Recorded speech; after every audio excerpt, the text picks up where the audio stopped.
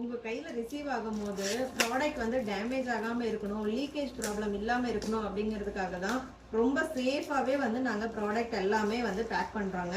இப்போ நெய்யும் சரி தேனும் சரி இது உள்ள வந்து பாத்தீங்கன்னா இந்த மாதிரி சீல் பண்ணியிருக்கோம். ஸோ அப்படியே கவுத்தோம் அப்படின்னாலும் வந்து வெளியே லீக் ஆகாம இருக்கும். அது மட்டும் இல்லாம மேல வந்து ஒரு டேப்பும் அடிச்சு அதுக்கப்புறம் வந்து பபிள் ராப் சுத்தி ஒரு பாக்ஸ்ல வச்சுதான் அனுப்புவோம்.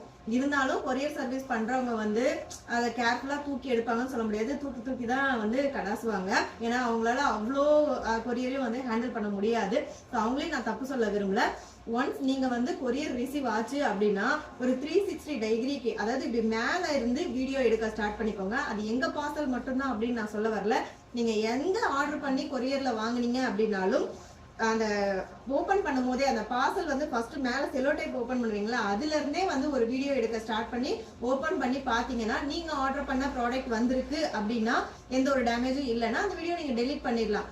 இன்கேஸ் ப்ராடக்ட் ஏதாவது மிஸ் ஆயிருக்கு, டேமேஜ் ஆயிருக்குன்னா இந்த வீடியோ ப்ரூஃபா வச்சுக்கிட்டு நீங்க அனுப்புனதுல இந்த மாதிரி டேமேஜ் ஆயிருக்குன்னா எந்த ஒரு கொஸ்டினும் கேட்காம உங்களுக்கு ரீப்ளேஸ் பண்ணி கொடுக்கறதுக்கு வாய்ப்பு இருக்கு.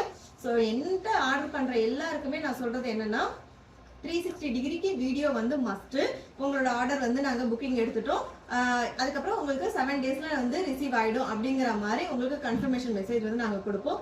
ஸோ தவறாம அதை வந்து ஃபாலோ பண்ணிக்கோங்க. அண்ட் ஆஃபர் பார்த்தீங்கன்னா இன்னையோட முடியுதுங்க. என்ன ஆஃபர்னு புதுசாக பார்க்குறவங்களுக்காக தேனும் அதுக்கப்புறம் நெய்யும் வந்து ஃப்ரீ ஷிப்பிங்ல கொடுக்குறோங்க. சிங்கிள் பாட்டிலா நீங்க வாங்கும் போது உங்களுக்கு சாம்பிள் பாட்டில் நம்ம கிட்ட வந்து ஆயில், ஷாம்பு, அதுக்கப்புறம் வந்து ஜெல்லு எது வேணா ஒன்று வந்து சாம்பிள் நீங்க கிஃப்டா வாங்கிக்கலாம்.